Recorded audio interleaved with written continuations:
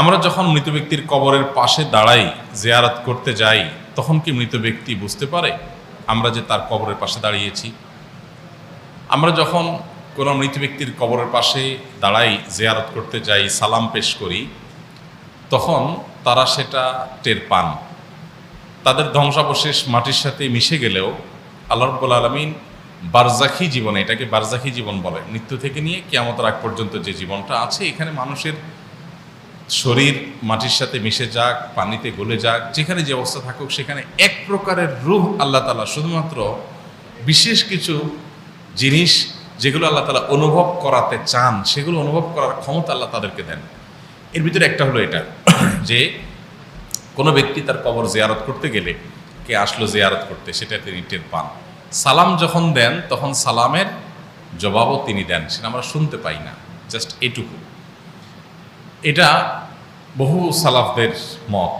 ইমাম ইবনে আব্দুল বার রাহিমাহুল্লাহ, বরাতে ইবনুল কাইয়িম রাহিমাহুল্লাহ, অনেক ইমামগণ এ বিষয়ে অনেকগুলো হাদিস উল্লেখ করেছেন। যদিও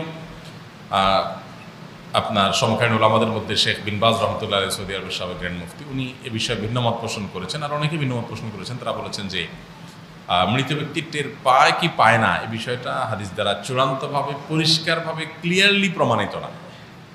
বাট তারা আবার এটাও বলেন নাই যে মৃত ব্যক্তি টের পায় না।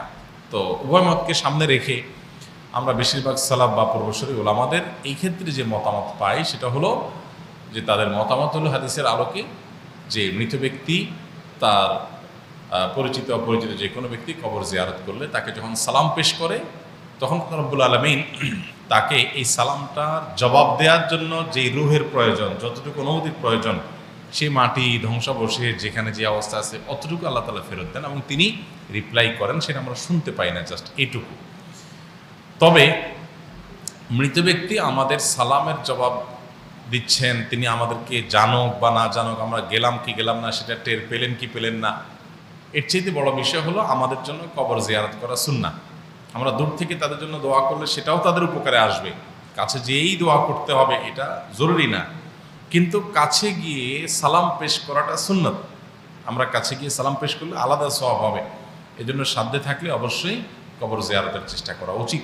নবী করিম সাল্লাল্লাহু আলাইহি ওয়াসাল্লাম বলেছেন, জুরুল কুবুর ফা ইন্নাহা তুযাক্কিরুকুমুল আখিরা, তোমরা কবর জিয়ারত করো, কারণ কবর জিয়ারত তোমাদেরকে আখিরাতের কথা স্মরণ করিয়ে দেয়।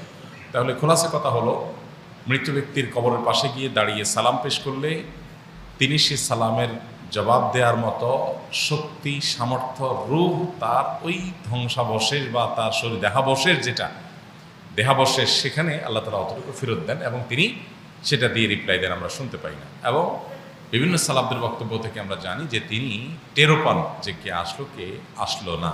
আল্লাহু আ'লাম বিস-সাওয়াব।